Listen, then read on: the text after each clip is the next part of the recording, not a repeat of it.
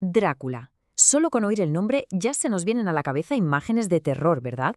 Castillos góticos, la noche eterna.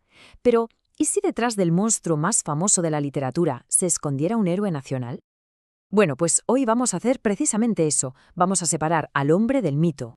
Para entender todo este lío, cómo un príncipe del siglo XV acabó siendo el rey de los vampiros, vamos a seguir un rastro que es, la verdad, fascinante. Empezaremos con la leyenda y el hombre. Luego nos meteremos de lleno en la figura histórica. Vlad, ¿héroe o monstruo? Veremos cómo se creó el conde, desmontaremos el mito de su castillo, que esto tiene tela, y acabaremos viendo cómo una historia puede llegar a ser más fuerte que la propia realidad. Y es que, curiosamente, la historia de Drácula, para la mayoría de nosotros, no empieza en un castillo oscuro y tenebroso. No, empieza entre las páginas de un libro. Es que ese primer encuentro con el libro es casi un rito de iniciación para muchos. Ese miedo al cogerlo, la portada, la oscuridad que prometía. Bram Stoker no solo escribió una novela, es que creó un ícono, sembró una semilla de terror que ha fascinado y sigue fascinando a generaciones enteras. Y aquí es donde la cosa se pone de verdad interesante. Porque, a ver, el conde Drácula, el vampiro, no salió de la nada, no fue una invención pura. Detrás había una persona de carne y hueso. Aunque ya lo vamos a ver, la realidad y la ficción, bueno, digamos que son como el agua y el aceite, apenas se tocan. Así que para encontrar a este hombre tenemos que hacer un viaje en el tiempo. Nos vamos a la Valaquia del siglo XV. Hay que imaginarse a un lugar bastante salvaje, violento, una frontera constante, y allí gobernaba un príncipe llamado Vlad. Y aquí tenemos la primera gran paradoja. En Rumanía, su tierra, Vlad es considerado un héroe nacional, un defensor a ultranza de su gente y de la fe cristiana frente al Imperio otomano. Pero, fuera de sus fronteras, sus métodos le ganaron una reputación, bueno, una reputación mucho, mucho más oscura. 100.000 personas. Es el número estimado de enemigos que empaló durante su reinado. O sea, su método preferido de ejecución era el empalamiento. Y no lo usaba con moderación. Estamos hablando de una escala de crueldad que, sinceramente, es difícil de procesar incluso hoy en día. Es que la brutalidad era casi científica. Habían perfeccionado una técnica tan refinada que evitaban los órganos vitales para que la agonía durara horas. El objetivo no era matar rápido, ¿qué va? El objetivo era el terror. Crear un espectáculo tan espantoso que el ejército enemigo se desmoralizara por completo solo con ver. Y funcionaba. Vaya que sí funcionaba. La historia del Bosque de los Empalados es tremenda. Se dice que el mismísimo sultán Mehmed II, un tipo que había visto de todo, un conquistador nato, al llegar y ver a miles de sus soldados empalados, vomitó y ordenó la retirada. Así, sin más. El terror psicológico era su mejor arma, sin duda. Vale, tenemos a un guerrero medieval increíblemente brutal. La pregunta es obvia. ¿Cómo demonios se convierte este hombre en el conde elegante y vampírico de una novela gótica? ¿Cuál es el salto? Pues el proceso de Bram Stoker es una historia en sí misma.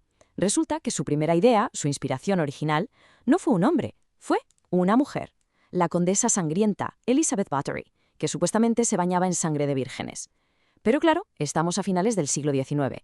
Una villana femenina tan potente era complicado para la sociedad misógina de la época. La solución, buscar un sustituto masculino.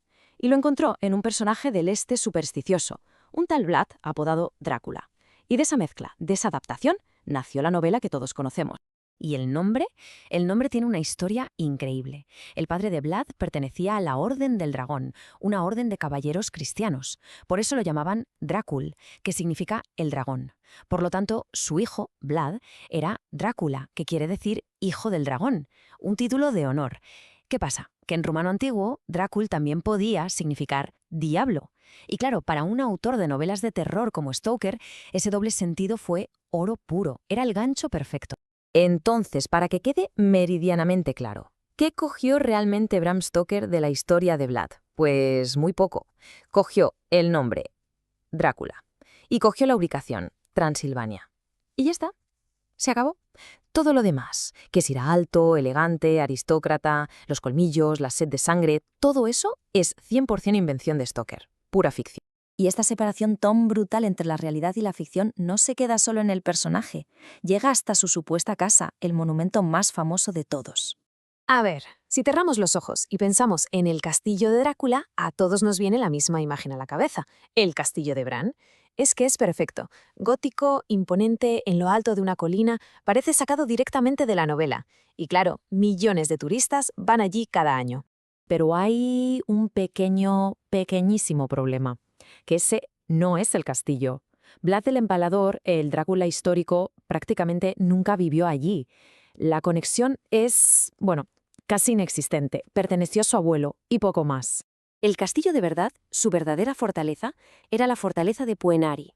Y claro, no tiene nada que ver. No es un palacio de cuento de hadas gótico. Es una fortaleza militar en ruinas, un auténtico nido de águilas. Para llegar, hay que subir casi 1500 escalones. Es mucho más rudo, más auténtico, más imponente. Pero claro, mucho menos vendible para el turismo. Entonces, después de todo este viaje de la historia al terror, ¿con qué nos quedamos? Pues la conclusión es bastante clara. La ficción le ha ganado la partida a la historia, pero por goleada. Tenemos por un lado a Vlad Tepes, un guerrero bajito, feroz, que defendió su tierra con una brutalidad sin límites. Y por otro, al conde Drácula, un aristócrata alto, elegante, sobrenatural, inventado para una novela.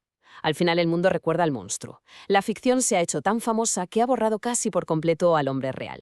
Y esto, inevitablemente, nos deja con una pregunta flotando en el aire. ¿Cuántos otros monstruos de la ficción, del cine, de la literatura esconden detrás una historia real? Una historia que a lo mejor es incluso más aterradora que el propio mito.